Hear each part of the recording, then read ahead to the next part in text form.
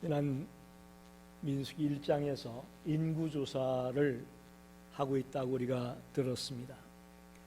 인구조사를 마치고 나서 하나님이 이제 두 번째로 명령하는 것이 진영을 어떻게 할 거냐, 진영의 위치를 가르쳐주고 있고, 또 행진할 때는 어떤 순서대로 행진을 할 것이냐 가르쳐주고 있습니다. 백성들이 움직이는데 꼭 군사가 움직이는 것처럼 그렇게 하나님은 명령을 합니다. 자, 잘 보세요. 진영의 맨 중간에는, 가운데에는 해막이 있습니다. 성막이라고도 하는 해막을 위치하고, 그 해막을 관리하는 레위인들이 그 주변에 진을 쳤습니다. 다시 말하면 백성들이 행군을 해 나가는데 계속 갈 수는 없잖아요. 중간중간 머물러서 텐트를 치고 야영을 해야 되는데, 그때 진을 치는 위치를, 포지션을 정해주는 겁니다. 중앙에는 해막이 있고, 동쪽에는 유다 지파, 또 이사갈 지파, 스불론 지파, 동쪽에 세 지파가 진을 쳐야 됩니다. 남쪽에는 르벤, 갓, 시므온 지파, 세 지파씩 동서남북으로 진을 치게 되어 있는 거예요.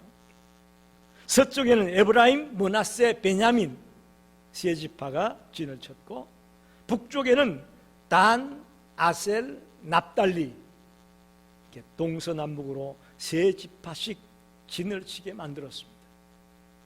특이한 것은 중앙에 뭐가 있어요? 해막이 위치한다는 것입니다.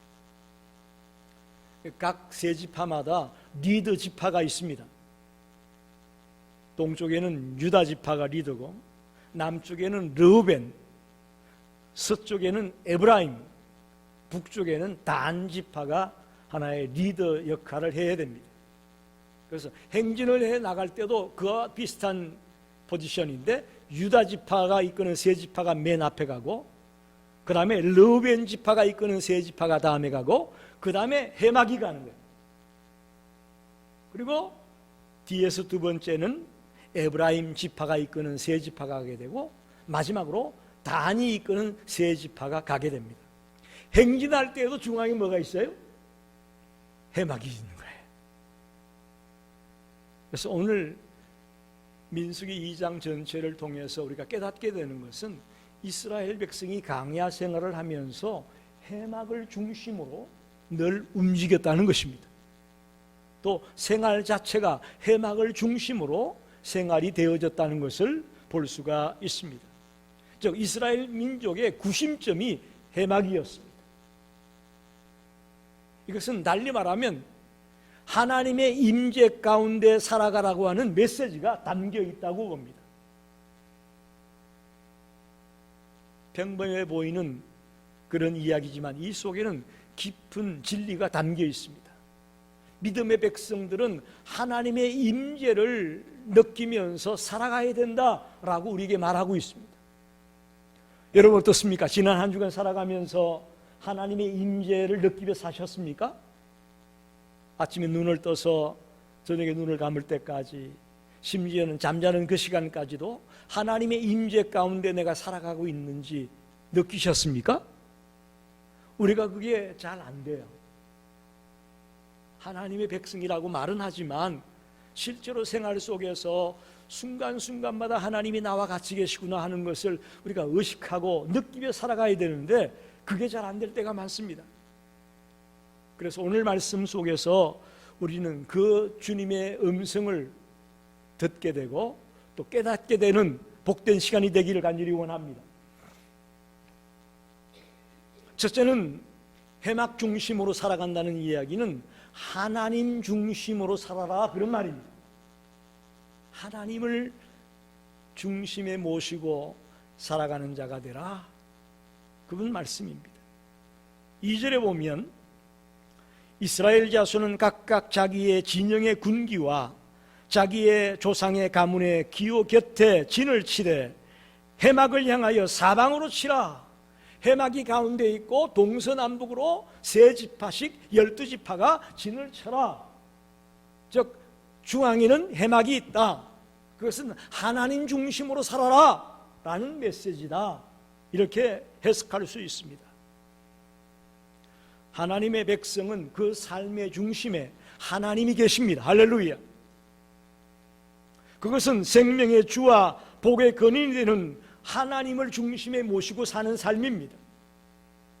그래서 이것이야말로 가장 행복하게 사는 비결이고 가장 복되게 사는 비결임을 믿습니다. 하나님을 중심에 모시고 살아가는 그 삶이야말로 이 세상의 그 무엇과도 바꿀 수 없는 가장 귀하고 가장 복된 삶임을 우리는 깨닫기를 원합니다. 이스라엘 백성이 강약길을 가는 모습을 통해 우리에게 그걸 주님은 말씀하고 있는 겁니다. 도대체 그럼 하나님을 중심으로 하나님 중심의 삶을 산다는 게 어떤 거냐? 쉽게 말하면 늘 생활 속에서 하나님을 의식하면서 사는 겁니다. 하나님을 의식하면서 사는 거예요. 축구 선수가 축구 경기를 할 때에 항상 축구 경기 룰을 의식하면서 살아야 되잖아요. 의식하면서 운동을 해야 되잖아요. 그래서 그 룰을 의식하지 못할 때는 상대방을 발로 들고 차서 옐로 카드를 받기도 하고 때론 레드 카드로 퇴장을 당하기도 하고 골을 성공시켰는데 업사이드가 돼가지고 골이 노골로 선언되기도 하고 한 축구 경기만 보더라도 그 룰을 잃어버리고 경기를 했다가는 소용이 없다는 걸 우리가 발견합니다. 마찬가지로 이 세상을 살아갈 때에 하나님을 의식하면서 하나님이 우리에게 말씀하시는 대로 또 하나님이 내 곁에 계시다는 그런 생각을 가지고 살아가지 않는다면 우리는 넘어질 수밖에 없고 쓰러질 수밖에 없는 겁니다. 그래서 하나님 중심의 삶은 하나님을 의식하는 삶이고 하나님과 동행하는 삶입니다. 이렇게 생각하니까 그럼 하나님과 동행하는 삶을 살려면 이 제약된 세상에서 우리가 어떻게 살아갈 수 있겠느냐?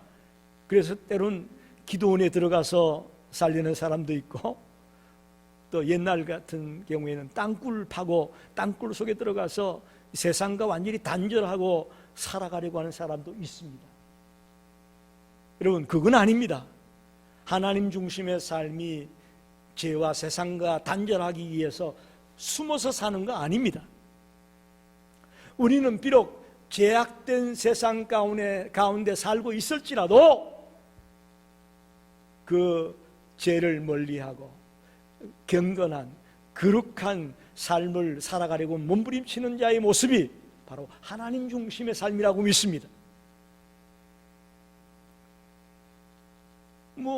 죄를 떠나서 세상을 떠나서 내가 혼자 지낸다, 그건 심플합니다. 그러나 그럴 수 없습니다. 우리네 삶은 그렇게 사는 것이 아닙니다.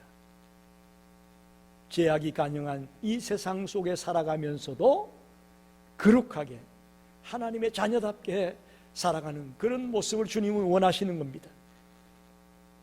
데살로니가전서 4장 3절에 하나님의 뜻은 이것이니 너희의 거룩함이라. 여러분, 하나님의 뜻 알고 싶습니까? 하나님의 뜻 가운데 하나가 우리가 거룩하게 사는 겁니다. 죄를 멀리하고 하나님과 같이 거룩하게 되어지는 것이 바로 하나님 중심의 삶을 살아가는 것입니다. 창세기 5장 22절에 보면 에녹에 대한 얘기가 나와 있는데 무드셀라를 낳은 후 300년을 하나님과 동행하며 자녀를 낳았으며, 에녹이 300년 동안이나 하나님과 동행하는 삶을 살았다라고 말하고 있습니다. 여러분, 어떻게 그럴 수가 있었을까? 신약 성경 유다서에 보게 되면 에녹이 살던 시대에 대한 얘기가 나와 있습니다. 유다서 1장 15절 16절에 에녹이 살던 시대의 설명인데, 그는 경건치 않은 시대에 살았다. 또 하나님을 거스려 살던 시대에 살았다. 원망하여 불만을 토해내던 그런 시대에 살았다. 자기의 유익을 위해서 아첨하던 그런 시대에 살았다. 그렇게 말합니다. 즉 아주 신앙생활하기 좋은 시대에 살았기 때문에 에녹이 하나님께 동행한 게 아니라는 거예요. 갖가지 제약이 가능한 그런 흠상궂은 세상 속에서도 에녹은 하나님과 동행하는 삶을 살았다는 겁니다. 그런 시대 상황 속에서도 죄를 멀리하고 늘 하나님과 동행하는 삶을 살아가려고 하나님의 뜻을 따라 살아가려고 애썼던 인물이 에녹이었다는 거죠. 바로 이게 하나님 중심의 삶을 사는 겁니다. 오늘 저와 여러분이 민수기 2장의 말씀을 보면서 해막을 가운데 놓고 살았다는 이야기는 하나님 중심의 삶을 말하는 건데, 그것은 하나님과 동행하는 삶을 말하는 것이구나. 늘 하나님을 의식하면서 사는 것이구나. 그럴 때에 에녹은 어떻습니까? 죽음을 보지 않고 하나님 나라로 올려졌습니다. 할렐루야! 이스라엘 백성들이 그 힘들고 어려운 광야 생활을 극복하고 나중에 어디 들어가게 됩니까? 가나안 땅에 들어가게 됩니다. 하나님과 동행하는 삶, 즉 하나님 중심의 삶을 살아갔을 때에 그런 열매가 있었습니다. 우리들도 하나님 중심의 삶을 통해서 하나님이 예비하고 계신 그 영원한 하나님 나라에 들어가게 되기를 간절히 축원합니다. 하나님 중심의 삶을 끝까지 견지해 나갈 때 우리 앞에 예비한 그 영원한 하나님의 나라가 우리 것이 될 것을 믿습니다. 그래서 첫째는 해막 중심의 삶은 하나님 중심의 삶을 살아가라. 두 번째는 해막 중심의 삶이라는 말은 성전 중심의 삶을 살아라, 그런 말입니다. 우리의 삶의 센터 역할을 하는 것이 교회라는 것입니다. 여러분도 신앙생활 해보지만 교회가 참 중요하잖아요. 교회가 싸움이 있고 분위기가 으스스하고 문제가 있고 혼란스러우면 집에 돌아가도 편안치 않습니다. 직장에 나가도 편치가 않습니다. 사람을 만나도 기쁘지 않습니다. 모든 생활이 엉망진창이 되는 걸 느끼게 됩니다. 그것은 우리가 교회 중심의 삶을 살아가야 되기 때문에 그렇습니다. 여러분, 성전은 살아계신 하나님의 말씀이 선포되는 곳입니다. 할렐루야. 성전은 기도하는 집이라고 했습니다. 할렐루야. 성전은 기도하는 곳입니다. 성전은 하나님의 축복이 주어지는 그런 전당이 교회임을 믿습니다. 예배를 통해, 성도의 교제를 통해 하나님의 놀라운 축복이 우리 가운데 임하게 되는 곳이 성전입니다. 또한 성전은 하나님 앞에 예배하는 곳입니다. 오늘 우리가 거룩한 주일 아침에 이렇게 모여 주님 앞에 예배하는 곳, 이것이 성전입니다. 에스겔서에 보게 되면 이스라엘 백성들이 바벨론 포로 생활을 하면서 몹시 지쳐 있었습니다. 그렇잖아요? 포로 생활, 우리가 일제 36년 동안 식민지하에 있으면서 엄청난 고통과 괴로움을 당했습니다. 그건 당해보지 않은 사람은 말로 표현할 수 없는 아픔입니다. 근데 이스라엘 백성들은 우리가 당한 일제시대 경험보다 더 긴 기간 동안 바벨론의 포로로 잡혀가서 그들이 고통을 당하게 되지 않습니까? 그들에겐 희망이 없었습니다. 절망뿐이었습니다. 그런데 하나님은 에스겔을 통해 그들에게 희망을 보여주고 있습니다. 그게 뭐냐 하면 성전 문지방에서부터 물이 흘러나오게 되는데, 이게 에스겔이 본 환상이죠. 성전 문지방에서 물이 흘러나오는데 1,000척을 잰 뒤에 높이를 보니까 발목까지 왔습니다. 또다시 1,000척을 재서 높이를 보니까 이거 무릎까지 왔습니다. 또다시 1,000척을 재고 높이를 재니까 허리까지 왔습니다. 그리고 또다시 1,000척을 잰 뒤에 높이를 보니까 건너지 못할 강과 같이 되었다라고 말합니다. 이건 뭘 말하느냐?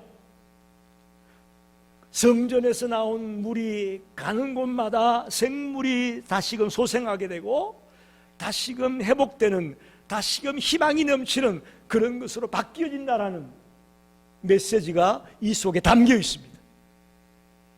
성전이 희망이고 성전을 통해 치유의 역사가 일어나고 성전을 통해 회복의 역사가 일어난다는 메시지가 이 에스겔 47장에 나와 있는 메시지입니다. 여러분, 삶의 현장에서 지치고 피곤하고 힘든 가운데 오늘 자리에 나왔습니까?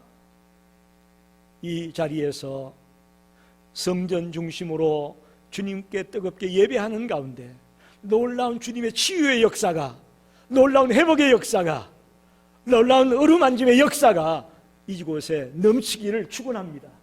그게 성전 중심의 삶이에요. 성전 중심의 삶. 에스겔 47장 12절을 한번 같이 보겠습니다. 강 좌우가에는 각종 먹을 가실나무가 자라서 그 잎이 시들지 아니하며 열매가 끊이지 아니하고 달마다 새 열매를 맺으리니 그 물이 성소를 통하여 나옴이라. 그 열매는 먹을 만하고 그 잎사귀는 약 재료가 되더라. 이게 성전에서 물이 흘러나와 가지고 이런 역사를 가져왔다는 거예요. 각종 먹을 가실나무가 자랐다. 우리의 신앙이 점점 더 성장해 갈 거다, 그런 말이에요. 잎이 시들지 않는다. 자자손손 되도록 하나님의 은혜가 넘치는 그런 가정이 될 것이다 라는 말씀입니다. 달마다 새 열매를 맺는다. 매일같이 새로운 기쁨이 샘솟음치는 그런 삶이 될 것이다. 그 잎사귀는 약 재료가 된다. 약이 된다라는 말씀은 하나님의 치유의 역사가 매일 넘치게 될 것이다, 그런 말입니다. 어떻게 할 때에?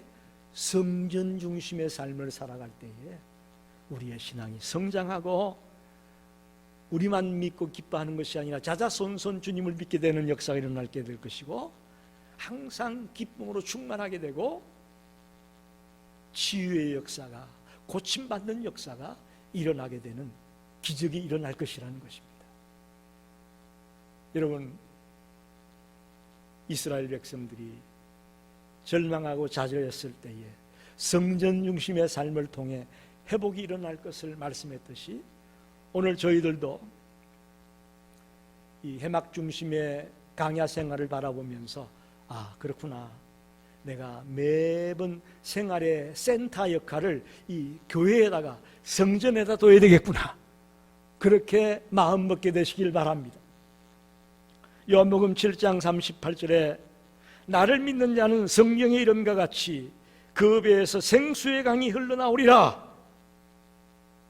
이것은 예수님으로부터 나오는 구원, 은혜의 복음을 말씀하는 것입니다.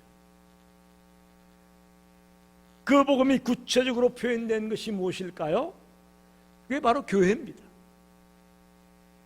예수 그리스도께서 자신의 생명을 대신하여 탄생시킨 거룩한 공동체가 바로 교회입니다.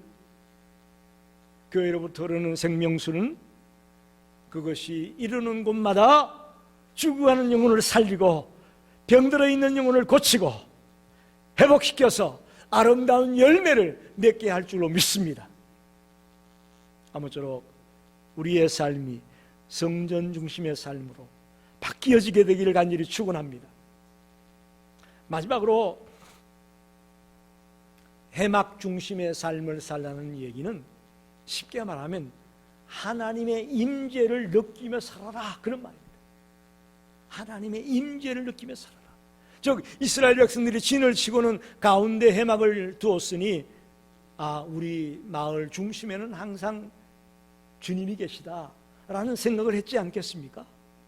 행진을 할 때도 아무리 적들이 몰아쳐도 공격을 해와도 우리 중앙에는 저 해막이 있어, 하나님이 같이 계셔 라는 생각 때문에 그 험난한 강약길을 헤쳐나가지 않았습니까? 마찬가지예요. 늘 하나님이 나와 같이 계셔. 그걸 느끼며 살아가는 것이 해막 중심의 삶입니다. 마태복음 1장 23절에 보라, 처녀가 잉태한 아들을 낳을 것이요 그의 이름은 임마누엘이라 하였으니 이를 번역한즉 하나님이 우리와 함께 계시다, 그런 뜻입니다. 임마누엘의 하나님을 느끼며 살아가는 것이 바로 하나님의 임재입니다. 하나님이 나와 같이 계시다라는 것을 느끼며 살아가는 것이 그게 임재예요.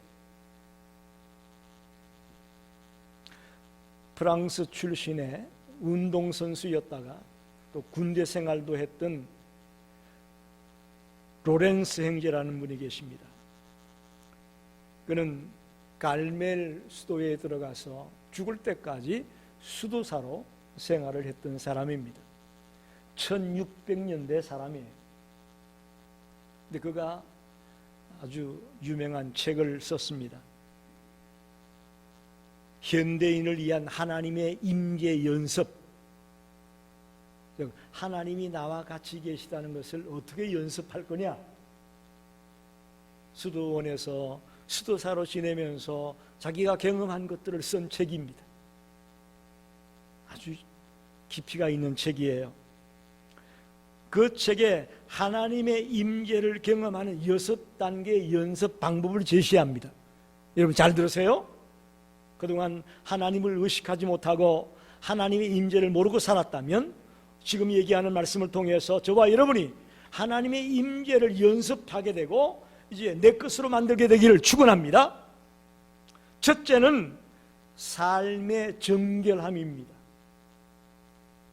쉽게 말하면 우리의 말이나 생각이나 행동 가운데서 하나님이 기뻐하지 않는 일들을 끊어내는 거예요.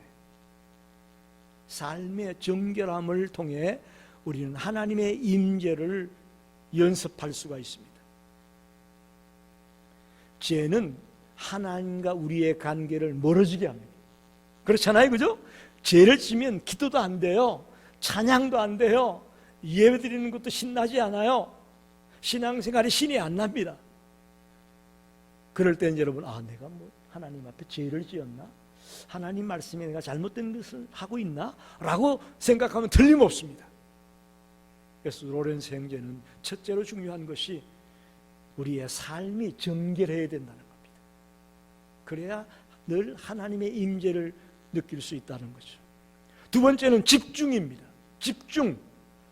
교회 예배당에서만 아니라 혼자 있는 방에서도 차 안에서도 모든 잡소리를 차단하고 잠잠히 하나님께 집중하는 법을 배워라, 그렇게 말합니다. 이분은 수도원에서 수도사로 지나면서 주방에서 주로 일을 많이 했어요. 요리를 하면서 설거지를 하면서 그러면서도 늘 하나님과 대화했다는 거예요. 왜? 가능하냐? 하나님께 집중하니까 가능했다는 거죠. 굉장히 중요합니다. 우리가 살아가면서 하나님께 집중을 못하고 다른 것에 집중을 하다 보니까 하나님의 임재를 느끼지 못한다는 거죠. 굉장히 리얼한 얘기입니다. 실제적인 얘기예요. 주상적으로 하나님의 임재를 느끼라는 얘기가 아니고 실제로 어떻게 해야 내가 하나님의 임재를 느낄 거냐, 그거 해보니까 집중해야 되더라. 아무리 사람이 많은 곳에 가더라도, 아무리 시끄러운 곳에 가더라도 그렇게 해보니까 하나님께 집중이 되더라, 그런 말.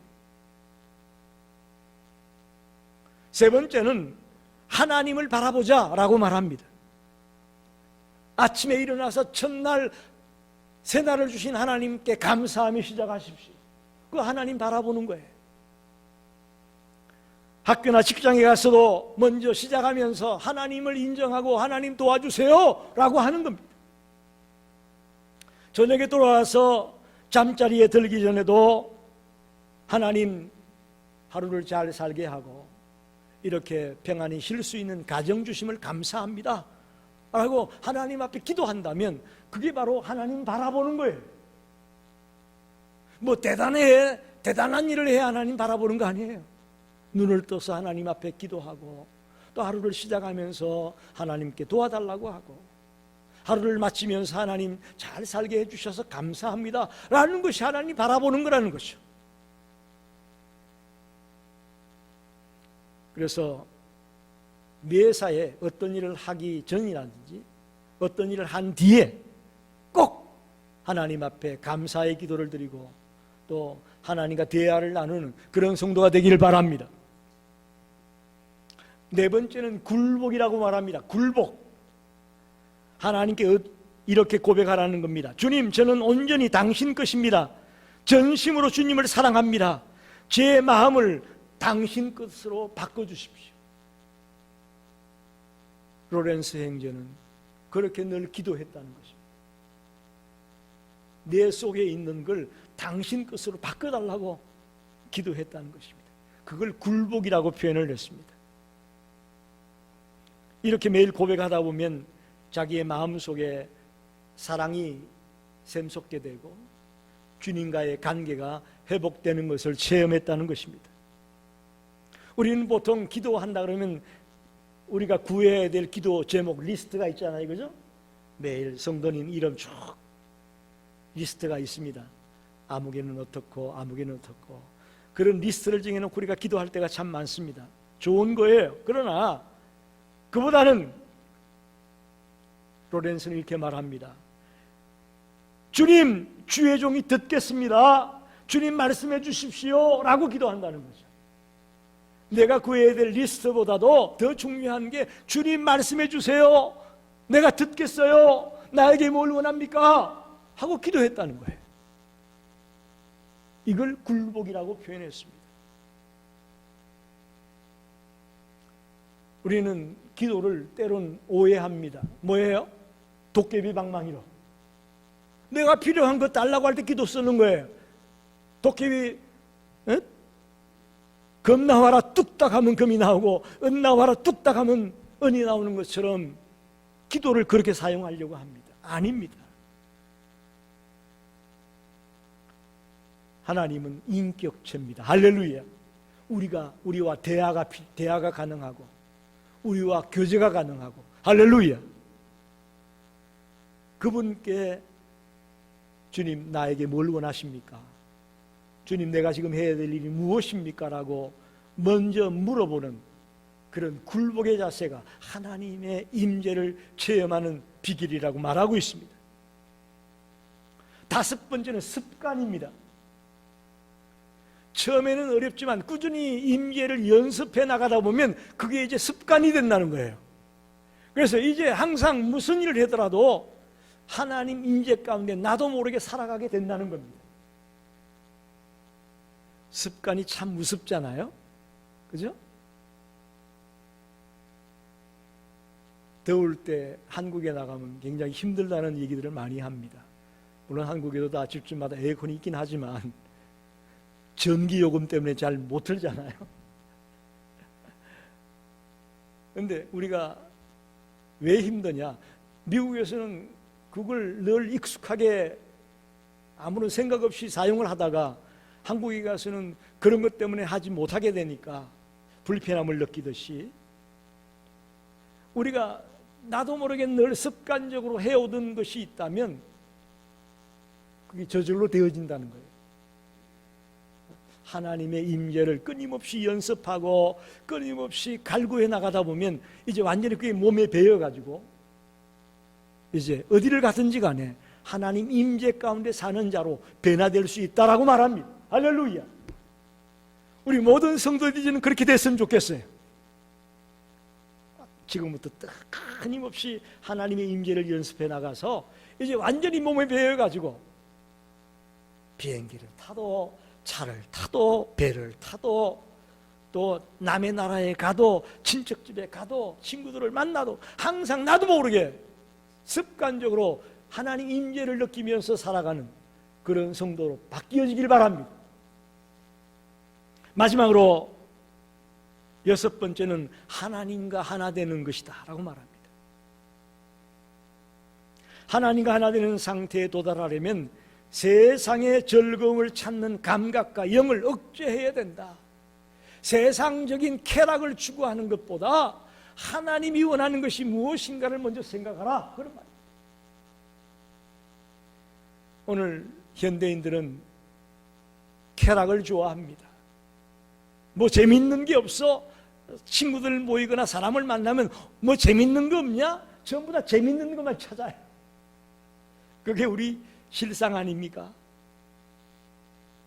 아무리 우리가 세상 속에 살고 있더라도 세상의 쾌락을 초월하기를 원합니다.